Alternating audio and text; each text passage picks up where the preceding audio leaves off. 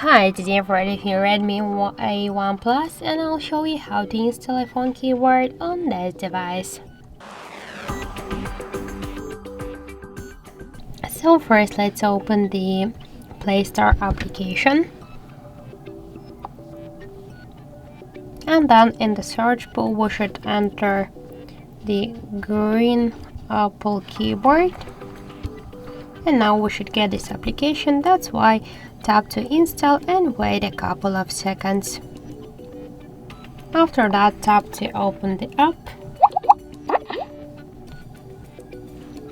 and tap to enable in settings.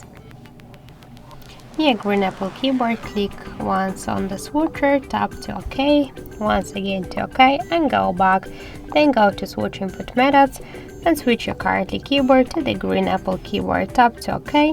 So now let's just check.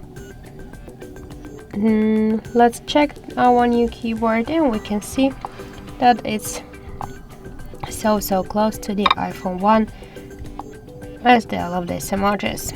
So that's it, thank you for watching, and if you find this video helpful, don't forget to leave a like, comment and to subscribe our channel.